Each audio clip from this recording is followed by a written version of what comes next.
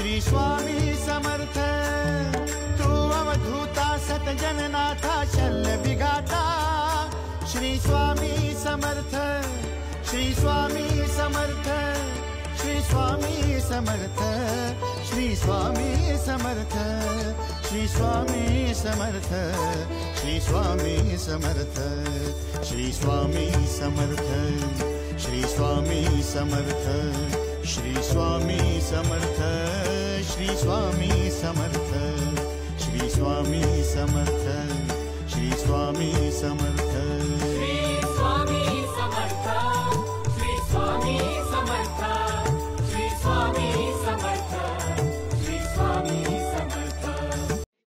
Hello, hello, Shri Swami Samarth. Shri Swami Samarth ताई. अनुभव share करायचा आहे. हो. ताई, तुम्ही कुठून बोलता किंवा तुमचं नाव कळेल का? नाव तर नाही सांगू शकत मी. बर, अनुभव काय आला ताई तुम्हाला मग? माझा अनुभव माझ्या मुलाच्या संदर्भात आलेला आहे. बरं, बट त्याच्या आधी मला सांगा ताई, तुम्ही म्हणजे स्वामी सेवेत कशा काय आलात? आधी कोणी स्वामींचं करत होतं का घरात? नाही. मी स्वामी सेवेत कुटुंबात बरेच प्रॉब्लेम्स होते, हेल्थ इश्यू होते सगळे मुलांना. तर त्यामुळे मी युट्यूबवर बघत होते. युट्यूबवर बघता बघता एक दिवस स्वामींचा एक व्हिडिओ, स्वामी सेवेकरांचे व्हिडिओ बघितले आणि तिथून स्वामींबद्दल माहिती कळली. आणि जवळपास मला वाटते मागील ऑगस्ट महिन्यामध्ये मला स्वामींबद्दल आस्था निर्माण झाली की त्यांच्या ते काहीतरी एक विलक्षण शक्ती आहे आणि त्यांच्यामधनं आपल्याला काहीतरी मार्ग मिळू शकतो असं जाणवायला लागलं. आणि माझ्याकडे फोटोही नव्हता, माझ्याकडे मूर्ती म्हणजे काहीच नव्हतं. आणि मग माझ्या मैत्रिणीच्या माध्यमातून तिने तिचे अनुभव सांगितले. तर तिने तिचे अनुभव सांगितले, तिला कसा अनुभव आला. तर तिच्या सांगण्यावरनं मी थोडा विचार करायला लागले. बरं. आणि त्याच दरम्यान माझ्या मुलाची तब्येत खराब झाली. तर त्याची तब्येत इतकी खराब झाली की त्याला कळतच नव्हतं मला की त्याला नेमकं काय झालंय, कुठे कसं घेऊन जाऊ. आणि म्हणजे हे मागच्या वर्षीचं आहे का ताई? हे मागच्या वर्षीचं आहे. बरं. तर मी ज्या ठिकाणी राहते तिथून हॉस्पिटलला त्याला जिथे घेऊन जायचं असलं, मनामध्ये सतत स्वामी समर्थ यांचा जप चालू असायचा. हो ना. आणि विशेष म्हणजे मला जी ऑटो रिक्षा मिळायची, त्या ऑटो रिक्षाच्या आतमध्ये स्वामींचा फोटो, येताना स्वामी ज्या दुसऱ्या ऑटो करायचे त्याच्यामध्ये स्वामींचं नाव, स्वामी माऊली लिहिलेलं. म्हणजे जिथे तिथे स्वामी म्हणजे माझ्या घरात फोटो नाही किंवा मूर्ती काहीच नाही, पण मला ते स्वामी असं दिसत आहे. मी मुलाला ऑटो घेऊन जाते तरी मला स्वामी दिसत आहे. समोरनं ट्रक येते त्याच्यावर स्वामी चित्र दिसतंय, भिवू नकोस मी तुझ्या पाठीशी आहे असं वाक्य दिसायला लागले. आणि मग आम्ही त्याची तब्येत जास्तच खराब झाली. त्याला हॉस्पिटलमध्ये आम्ही ऍडमिट केलं. जवळपास 8 दिवस त्याला ठेवलं होतं हॉस्पिटलला. पण त्या डॉक्टरांच्या हातात मी रिकव्हर होत नव्हता. आणि मग अचानक आम्हाला चेन्नईला जावंसं वाटलं, म्हणजे जायची गरज पडली, कारण त्याचे हार्ट ट्रान्सप्लांट झालं होतं मुलाचं. अरे बापरे. तर इथल्या डॉक्टरांना त्याची तब्येत हाताळता आली नाही आणि त्याची तब्येत जास्त क्रिटिकल झाली. तर मग आता अचानक वेळेवर फ्लाईटचे तिकीट बुक वगैरे झाल्या आणि मी घरी येऊन फक्त जस्ट जे आवश्यक आहे तेवढंच सामान पॅक केलं आणि जाताना सगळे देव पावलं टाकून गेली. आणि माझ्याकडे एक पावती हे येतात ना स्वामींची, काय म्हणतात, अन्नदानाची का? अन्नदानाची पावती मिळाली ती मला. मी त्या पावतीचं स्वामींचा फोटो कट करून माझ्या देवघराच्या भिंतीवर चिपकवून ठेवला होता स्वामींचा. आणि असं म्हटलं की स्वामी तुम्ही आता माझ्या घरात आले आहात, तर माझ्या घरात जे काही प्रॉब्लेम आहे ते तुम्हीच बघा असं त्यांना बोलले. आणि सगळे देव पाण्यात ठेवून मी निघाले. आम्ही त्याच दिवशी संध्याकाळी 5:30 वाजता चेन्नईला पोहोचलो. आणि तिथे मग त्याला ऍडमिट केलं. 4 दिवस त्यांनी ठेवलं तिथे आणि मग तिथनं तो सुखरूप त्याला वापस आणलं. माझे मिस्टरही आले होते, बाहेरगावी असतात माझे मिस्टर, तर ते आले होते. तर त्यांनी मग फोटो चिपकलेला बघितला आणि त्याच दरम्यान मी एक पिक्चर बघितला, देऊळ बंद पिक्चर. तर मी त्यात जी स्वामींची भूमिका साकारली, तर जो अभिनेता होता मोहन त्याच्या जोशी. आवाजावरनं यांनी म्हटलं की हे स्वामी समर्थांची भूमिका अप्रतिम रंगवली असं वाक्य ते यांच्या मुखातनं निघालं. तर मी त्यांना विचारलं की हे कोण आहे? मी मुद्दाम विचारलं कारण मला स्वामींचा फोटो घरात आणायचा होता. पण हो, हो. हां. परमिशन कशी मिळेल? तर म्हणून मग मी त्यांना मुद्दाम विचारलं की काय होत हे कोण आहेत स्वामी समर्थ? हां, आणि हां, हां. तुम्ही कसं जाणता त्यांना? ते म्हणे बरं. इकडच्या भागामध्ये स्वामी समर्थांचं बरंच मोठं प्रस्थ आहे. स्वामी हं. हां. आणि बरेच लोक स्वामी समर्थांना मान देतात. जसं शिर्डीचे साईबाबा आहेत तसं हं, श्री हं, हं, स्वामी हं. समर्थ आहे. बस बरं. त्यांनी फक्त म्हणायला अवकाश होता आणि मग ते निघून गेल्यावर मी जस्ट बाजारात गेले आणि मला जो फोटो मिळाला स्वामींचा तो मी घेऊन आले. किती छान. आणि माझ्या घरात फोटो माझ्या देवघरात फोटो ठेवला आणि नंतर मग फोटो जरी आला तर मला तर फक्त मी स्वामी समर्थ मनातल्या मनात जप करायचे. हं, पुढे हं. कसं करायचं मार्ग सुचत नव्हते. पुस्तकं विचार कुठून घ्यायचे कारण इथे मी जिथे राहते तिथल्या जवळपासच्या सर्व केंद्रांवर मी ऑनलाईन विचारलं बरं. की तुमच्याकडे पुस्तकं अवेलेबल आहेत का? तर हं, सर्वांनी हं. नकार दिला. मग बरं. आता नित्यसेवा कशी करायची? सर्व जर म्हणायचे की सारामृताचं नित्य पठण हवं, 3 अध्याय वाचायला हवे. हो ना, हो तर ना. आता कसं करायचं? मग आता माझ्या मैत्रिणीला कॉल केला मी. तिला म्हटलं की "तू मला अवेलेबल करून देशील का?" ती हं, हं, दुसऱ्या हं. गावात राहते. अच्छा. तर तिने माझ्यासाठी पुस्तकांची अरेंजमेंट केली. मला कुरिअर केले वाह! आणि मग अशा पद्धतीने आणि तो दिवस दत्त जयंतीचा होता. हो का? अरे वाह, वाह, वाह! दत्त जयंतीच्याच दिवशी 14 म्हणजे डिसेंबर महिन्यात हं, हं, हं. ती पुस्तकं माझ्या घरी आले आणि त्याच दिवशी नेमकी मी ते पुस्तक घेतलं आणि त्या दिवसापासूनच वाचणं सुरू केलं मी. वाह, वाह, वाह! स्वामींचं पारायण हा सुरू केलं. आणि म्हणजे निमित्त एकच की माझ्या घरात स्वामी मला कदाचित माझ्या प्रार्थनामध्ये असेल की स्वामींना हं, माझ्या हं, हं. घरात यायचं पण कसं तर ते त्या पावतीच्या स्वरूपात आले होते माझ्या घरात. बघा ना, तुम्ही स्मार्टली हँडल केलं पण हा इश्यू हां. छान स्वामींना घरात घेतलं तुम्ही. हो. कौतुक आहे तुमचं. तर त्यानंतर मग आता 3-4 महिने ठीक-ठाक गेले आणि या 3-4 महिन्यामध्ये त्याला वारंवार सारखं-सारखं हार्ट ट्रान्सप्लांट झाल्यामुळे इन्फेक्शन्स होत होते. तर मग आता आमचे त्याचं ऑपरेशन आम्ही जिथे केलं होतं चेन्नईला, तर हं, हं. तिथले त्या डॉक्टरांचा जो हेड आहे, तो इथे आमच्या गावात येतो इथल्या एका क्लिनिकमध्ये बरं. रिव्ह्यूसाठी. हं, हं, हं. आणि तिथे आम्हाला त्यांनी फॉलोअपला बोलावलं. तर आम्ही तिथे गेल्यावर त्यांनी जे टेस्टिंग वगैरे केली आणि मग त्यांनी एक टेस्ट सांगितली करायला, जी आम्ही केली. तर त्याचा रिपोर्ट 4 दिवसांनी आला आणि त्याच्यामध्ये कोणती टेस्ट तो होती ही? म्हणजे काही सांगू शकाल? ती स्वॅब टेस्ट स्वॅब टेस्ट. म्हणतात बरं. त्याला. हां. हं, हं, हं. तर ती टेस्ट त्यांनी केली तर त्याचा रिपोर्ट 4 दिवसांनी आला आणि त्याच्यामध्ये असं आलं की त्याचं हार्ट जे आहे ते रिजेक्शन आहे त्याला. म्हणजे डिटोरिएट होतीये म्हणजे कंडिशन हां. खराब होतीये का? कंडिशन खराब होते आणि अरे इमिजिएट देवा! 3-4 महिन्यामध्ये तुम्ही बायोप्सी करायला सांगितली, अँजिओग्राफी वगैरे करायला सांगितली हार्टची.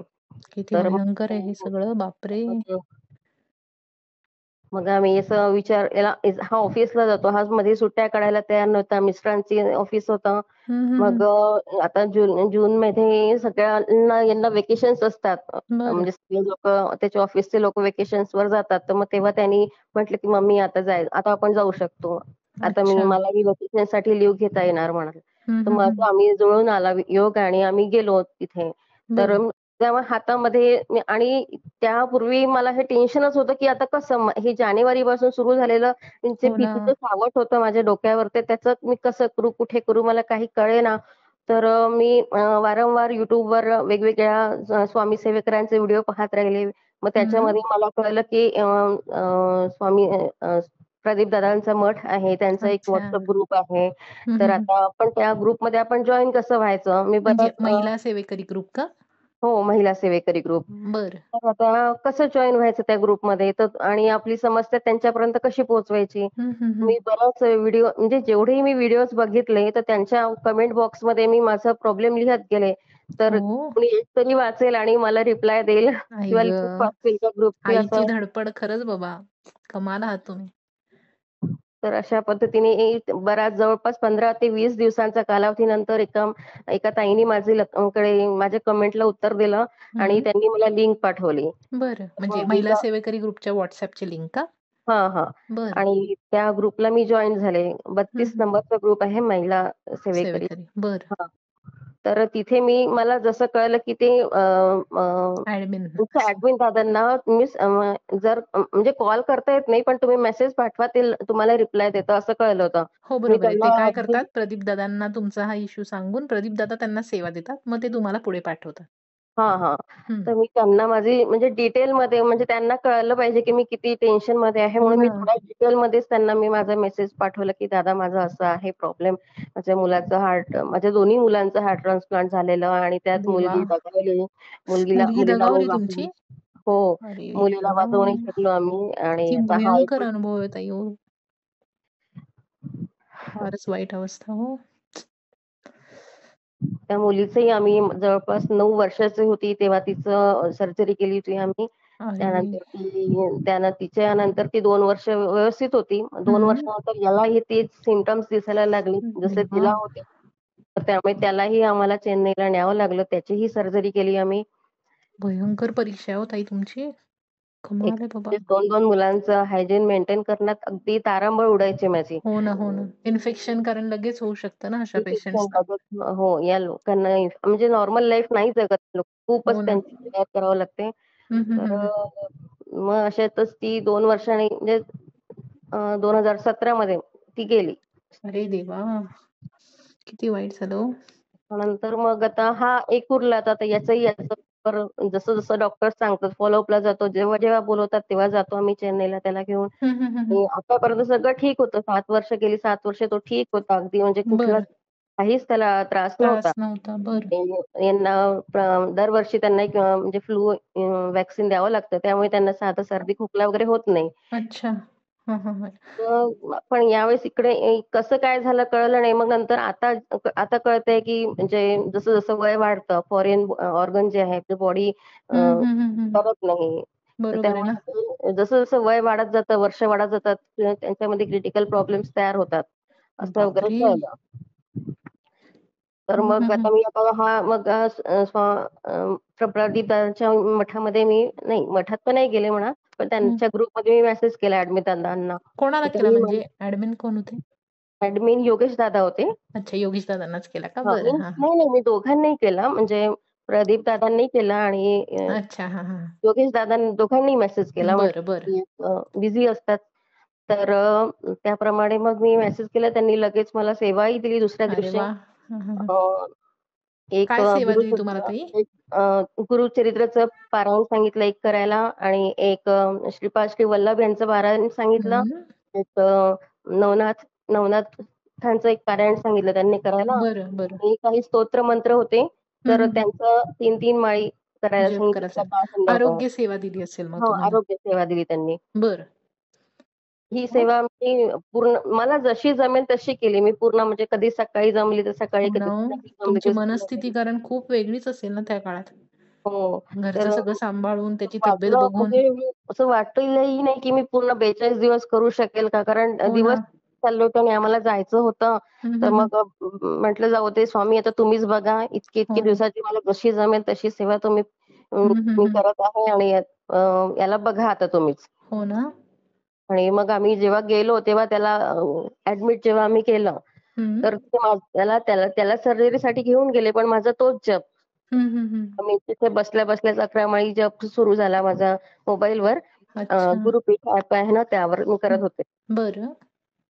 आणि मग नंतर जेव्हा संध्याकाळी जेव्हा डॉक्टर्स आलेत हं, हं, राउंडवर, हं, हं, हं. तर तेव्हा त्यांच्या तोंडून जेव्हा ऐकलं की नॉर्मल आहे. पण अरे वाह! जोपर्यंत नॉर्मल किती आहे असं त्यांनी छान. म्हणजे एंजिओग्राम तर नॉर्मलच होता असं सांगितलं त्यांनी. हं, पण हं, हं. बायोप्सीचा रिपोर्ट म्हटलं तर ते म्हणे की सध्या ओव्हरऑल ती नॉर्मल दिसते. पण हं, हं, हं. टिश्यू कल्चरसाठी पाठवतोय म्हणे आम्ही. तर त्याचा रिपोर्ट 8 दिवसांनी येईल तेव्हा बघू म्हणे. बरं. तर मग तो 8 दिवसांनी जो रिपोर्ट आला तोही नॉर्मल म्हणजे असं कमाल आहे. असं किती म्हणजे छान. 5 महिन्यापूर्वी जेव्हा म्हणजे असं तेव्हा रिजेक्शन सांगितलेलं, आता अचानक असं म्हणजे हा एक केवढा खूपच ड्रास्टिक मोठा चेंज आहे हा. चमत्कार, की म्हणजे कसं काय म्हणजे 1 मध्ये सुद्धा नव्हता तो. हो ना. 1 या बापरे! पिरियडमध्ये सुद्धा नव्हता. म्हटलं असं कसं झालं, की एकदम नॉर्मल म्हणजे तेव्हाच स्वामींचा हात, तेव्हाच मी स्वामींचं हां, हो ना. म्हटलं खूपच.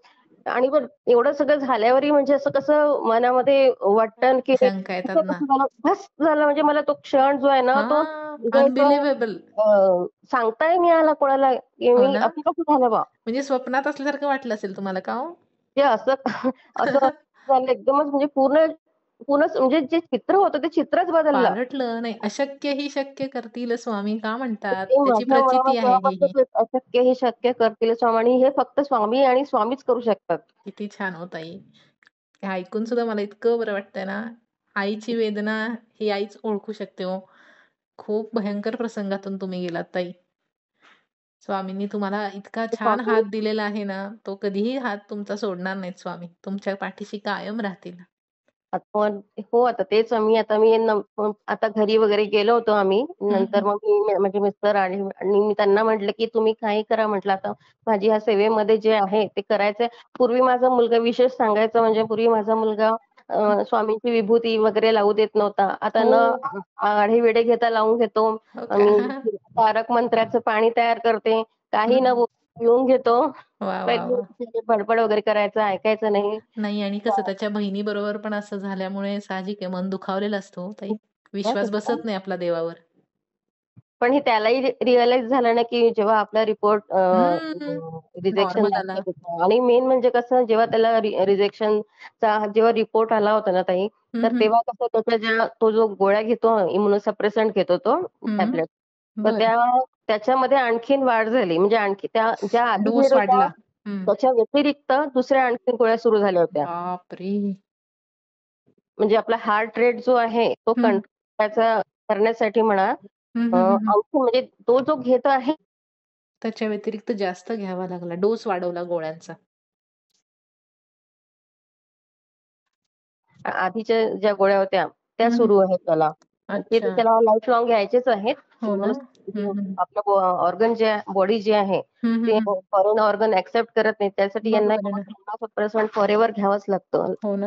हं. नाही, खरंच ताई खूप सुंदर अनुभव आहे हा, आणि तुम्हाला जेव्हा शक्य होईल ना, तेव्हा नक्की तुम्ही प्रदीपदादांच्या मठातही जाऊन या, अक्कलकोटला जाऊन या आणि स्वामींना मी तेच धन्यवाद म्हणते म्हणा. स्वामींना, की स्वामी मला तुम्ही अक्कलकोटपर्यंत येऊ द्या. म्हणजे आता कसं आणायचं? कारण आमच्याकडे तर देवधर्म असं वगैरे असं काही नाहीये ना. हो ना? हां, मानत फक्त नसतील फारसं. मानत नाही. नाही, स्वामी भल्या-भल्यांना आपल्या मार्गात व्यवस्थित आणतात. त्यांच्या मनात आलं ना, की ते सगळं व्यवस्थित घडवून आणतात ताई. काळजीच करू नका.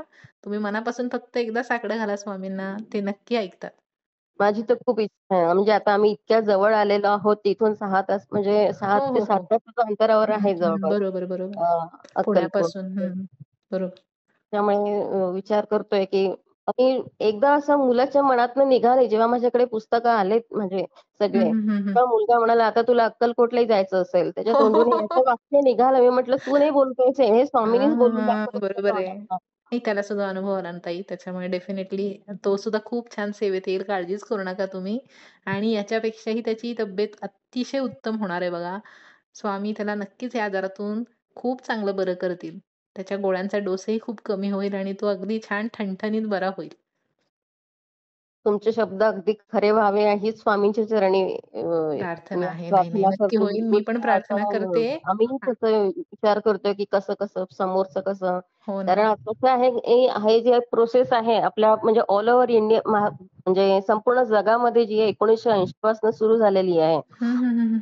जे हार्ट ट्रान्सप्लांट करणं ही प्रोसेस जी आहे ती बरोबर. 1980 पासून सुरू झाली आणि ती सुरुवातीच्या काळामध्ये इतकं काही हे नव्हतं म्हणजे काय ॲडव्हान्स म्हणतात नव्हते. हां. नाही रिसर्चच नव्हती की हो, हो. ते कोणाचेही हार्ट कोणालाही लावत होते. म्हणजे अरे एखादा बापरे! बेबी आहे तर त्याला 10 वर्षाच्या मुलाचं, हां, हां, हां, हां. एखादा 15 वर्षाचा मुलगा आहे त्याला 60 वर्षाच्या बाईचं वगैरे असं असतं. बापरे! तर हे आता कसं जसं इयर पास होतात तसं ते त्याच्यामध्ये चेंजेस झालेले आहेत, की आता रिसर्च होत कळलंय, आहे. हं, रिसर्च हं. झालाय आणि डॉक्टरांना कळतंय, की आता जे हार्ट लागतंय, की हं, हं. ते म्हणजे त्या वयाचा जो मुलगा आहे किंवा व्यक्ती आहे, त्याच्या बरोबर.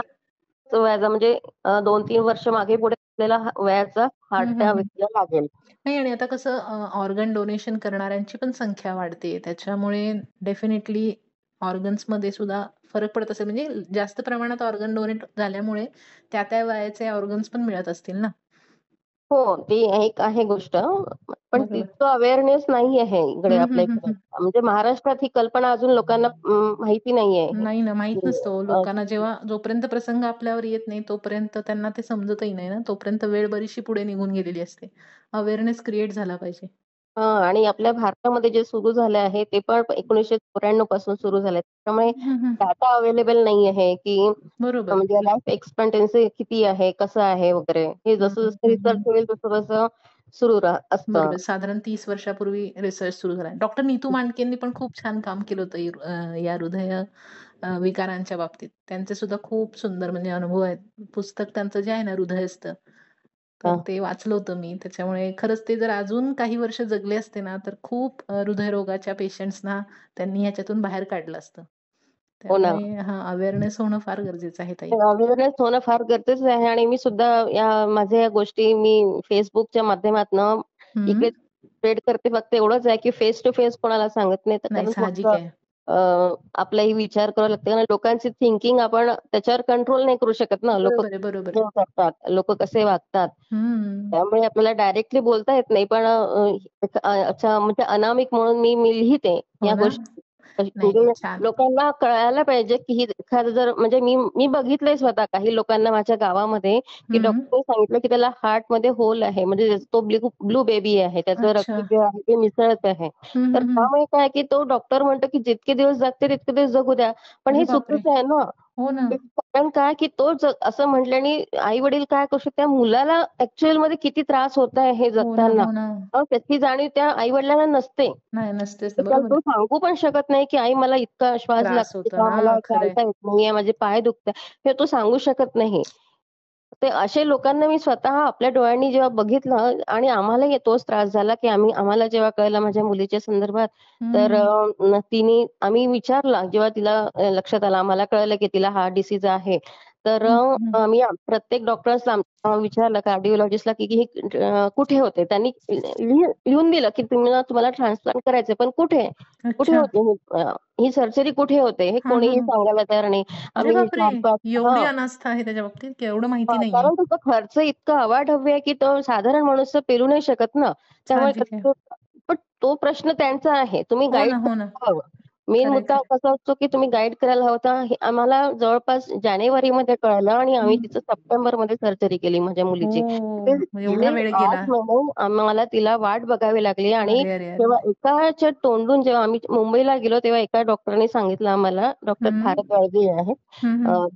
दादरला. तर हं, हं. त्यांनी सांगितलं, की इथे चेन्नईला होतो आणि त्यांच्याचकडनं आम्हाला डॉक्टर बालाकृष्णन यांचा नंबर मिळाला. बरं. त्या आणि हॉस्पिटलचं नाव काय मॅम? ऑर्गनायझेशन काय असेल हां, त्यांचं? त्यांचं जेव्हा आम्ही केलं तेव्हा त्यांचं नाव होतं फोर्टिस मालार हॉस्पिटल. पण आता हं. ते एमजीएम हॉस्पिटलला शिफ्ट झालंय तो पूर्ण स्टाफ. बरं, बरं, बरं. आणि डॉक्टरांचं नाव पुन्हा एकदा सांगा? त्यांचं नाव doctor Balakrishnan, K R. Balakrishnan. K R. Balakrishnan. बरं, बरं, बरं. नाही डेफिनेटली आपल्या या चॅनलच्या माध्यमातून सुद्धा जे कोणी स्वामी सेवेकरी नाही, हे नाही, पण ऐकत खरंच ही असतील ना गोष्ट माहिती असायला पाहिजे हं, लोकांना. हं, मग हं. आम्ही जेव्हा त्यांच्याशी फोनवर बोललो ना, तर ते म्हणाले, "तुम्ही कसलाही विचार न करता आमच्याकडे या." हो ना? आणि बघा. त्या दरम्यान कसं झालं ताई, की म्हणजे हा 8 महिन्याचा जो पिरियड होता, हो ना. म्हणजे जानेवारीपासून ते सप्टेंबरपर्यंत माझ्या मुलीचा, तिला 1 लिटर पाणी प्यायचं होतं. आता उन्हाळा हं, हं, म्हणजे हं. त्या 1 लिटरमध्ये पाणी, ज्यूस, चहा, कॉफी हो, सगळं-सगळं. हो. बापरे!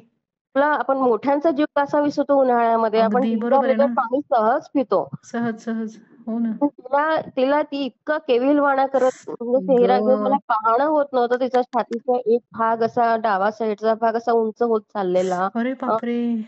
हार्टचा साईज वाढतो ना या डिसीजमध्ये. हो ना, हो ना. म्हणजे स्वेलिंग येत असेल. जेवढा आपल्या मुठीचा साईज असतो हं, तेवढा हं. भाग, पण त्यात ओरिजिनल साइज तिचा तेवढा तो असतो. साईज वाढत जातो. तिचा एक साइड असा वाढत गेला. हे हे बघणं देवा! माझ्यासाठी अशक्य झालं होतं तेव्हा.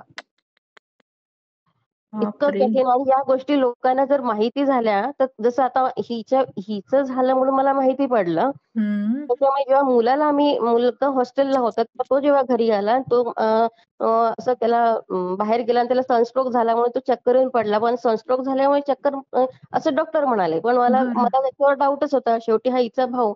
काय हं, हा हं. नॉर्मल असेल का? माझ्या मनात विचारचक्र सुरू झाले होते. अच्छा. हं, हं, हं. आणि म्हणून मग मी त्याचं ते काय म्हणतात आपण जे ऑक्सिमीटरने त्याचंही चेंज केलं. त्याचं हार्ट रेट काय आहे. हो, हो, हो. मग त्याचा हार्ट रेट ना तो म्हणजे 100च्या वरती होता. 118 होता. म्हटलं बापरे! असं 118 असायलाच नाही पाहिजे. नाही ना, त्याच बरोबर दिवशी आहे. मग संध्याकाळी आम्ही त्याला कार्डिओलॉजिस्टकडे घेऊन गेलो हं, हं, आणि हं, हं. त्यांनी त्याचा इको वगैरे केला आणि त्यांनी त्याला तीच डिसीज सांगितलं जो मुलीला होता.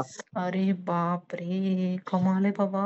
कसं मी सहन करायचं ना? कसलाही विचार नाही केला. कसलाही विचार नाही केला. लगेच दुसऱ्या दिवशी ते ट्रेनची तिकीट काढली आणि हं. सरळ गेलो चेन्नईला. म्हटलं आमचा हा मुलगा आहे, याला वाचवा तुम्ही. बापरे! पण छान म्हणजे तुम्हाला माहिती मिळाल्यामुळे त्याचा जीव वाचला ना हो ताई आणि तुम्ही हे खरंच तुमच्या धाडसाला सलाम आहे. खूप धाडसी आणि खूप सहनशील आहात तुम्ही आणि कमाल आहात तुम्ही बाबा. परिस्थिती आता तसं वागायला आपल्याला हो ना. मजबूर करते ना ताई, करते. असं हो आहे ना. ना. खरंय, परिस्थितीच्या खरंय. पुढे माणसाला झुकावं लागतं त्यावेळेस. त्यामुळे जशी परिस्थिती तिला तिच्या वेळेस जर आम्हाला कळलं असतं आधी, तर आम्ही तिला एवढा त्रास होऊच दिला होऊच नसता. दिला नसता ना आणि आणि हीच आज गोष्ट राहिली असती ती व्यवस्थित. हो. आणि हीच गोष्ट पुन्हा इतर व्यक्तीच्या बाबतीत घडू नये म्हणून मी या बाबतीमध्ये अलर्ट होण्यासाठी Facebookवर हं, वेगवेगळ्या हं. मी माझे ग्रुप्सवर तुम्ही पोस्ट शेअर लिहत करत असतो. असाल. हो ना. हां. नाही, खूप छान ताई काम करताय. या व्हिडिओच्या माध्यमातून सुद्धा बऱ्याच लोकांना ही माहिती मिळेल आणि ज्यांना खरोखर गरज आहे ते डेफिनेटली या प्रोसेस थ्रू किंवा या ऑपरेशन्स थ्रू आपल्या मुलांचे जीव वाचवू शकतील हो ताई. हे फार हो. गरजेचं आहे. आणि असं अवेअरनेस आणि क्रिएट हा झाला पाहिजे. प्रश्न पण नाहीये ना ताई. तिथे कसं आहे, की तुम्हाला बरेचसे ट्रस्ट आता पूर्वी नव्हते आमच्या वेळेस, हो, ठीक हो, आहे. हो, हो, पण हो. आता बरेचसे ट्रस्ट वगैरे असतात. हं, हं, हं. काही संस्था असतात, की जे लोकं असं मदत करतात. त्याच्यामुळे ही सर्जरी कोणीही करू शकतं हो आणि ना? आपल्याला मुलीला जे काही आपले आपले वय म्हणजे असं मुलगा-मुलगी म्हणूनच नाही, हं, आई-वडील हं, हं, असतील हं, असू हं. शकतात. त्यांनाही तुम्ही अशा पद्धतीने जीवदान देऊ शकता. हो, अगदी, अगदी. नाही, मी माझ्या काकांचंच सांगते ना. माझ्या काकांना सुद्धा माझ्या आजीकडून हा डिसीज आलेला होता ना. आजीचा एवढा काही प्रॉब्लेम नव्हता. पण काकांना जेव्हा 20% हार्ट वर्क करते असं सांगितलं ना, तेव्हा हं, हं. त्यांनाही अशीच सर्जरी सांगितली होती. आता ही गोष्ट आहे 2001 सालची. तर तेव्हा त्यांनी सांगितलं, की ही सर्जरी इथं आपल्या भारतात अवेलेबलच नाहीये. तुम्हाला परदेशात जावं लागेल आणि त्याचे हं, पण चान्सेस 3%च आहेत. मग असं म्हटल्यानंतर पुढे विचारणं किंवा ते सर्च करणं झालंच नाही ना आणि गेले ते म्हणजे त्या आजारात आणि दुर्दैवाने त्यांच्याच मुलाला, माझ्या चुलत भावालाही सेम आजार झाला आणि तो सुद्धा अगदी वयाच्या 23-24व्या वर्षी गेला. म्हणजे तुम्ही हं. म्हणता ते खरंच फार महत्वाचं आहे. अवेअरनेस क्रिएट झाला पाहिजे आणि नाही, नाही याच्यातून झालाच अनेक पाहिजे. जीवदान अनेकांना मिळू शकतो ताई. आणि खूप खूप धन्यवाद ताई तुमचे. तुम्ही हा अनुभव शेअर केला. खूप मोठं काळीज आहे तुमचं. इतके प्रसंग घडून सुद्धा तुम्ही स्वामी सेवेत आहात आणि फारसं काय म्हणतात ना, देवाचं न करणाऱ्या कुटुंबात सुद्धा तुम्ही निगुतीने ही सेवा करत आहात आणि स्वामींनी तुम्हाला खरोखर खूप छान मदतीचा हात दिलेला आहे. स्वामी तुमच्या हो, पाठीशी हो. आणि कायम राहतील. कायम राहतील आता हो, असं हो, हो, हो. नक्कीच नक्कीच स्वामी आहे. सेवेत आणि राहा माझ्या ताई. घरचा जसं तुम्ही म्हणतात आहे, माझ्या देवघरातल्या फोटोंवरचे हावभाव बदलतात. हो ना? स्वतः अनुभवलेले. नाही, येतातच स्वामी आणि ती पण एक आईच आहे ना हो, स्वामी सुद्धा आईचं स्वरूप आहे. हो. एका आईचं दुःख एका आईला कळतच ना. आणि तुमच्या बाबतीत ऑलरेडी एक घटना अशी घडून गेली आहे, त्यामुळे त्यांचं सुद्धा काळीज पिळवटून निघालं असणार आहे. त्याच्यामुळेच तुम्ही या सेवेतून तुमच्या मुलाचे प्राण वाचवू शकलात. खूप खूप धन्यवाद ताई. मी शेअर करते हा अनुभव. हो, हो. Thank you. श्री तुमचेही खूप खूप आभार. श्री श्री स्वामी स्वामी समर्थ. समर्थ ताई. अनंत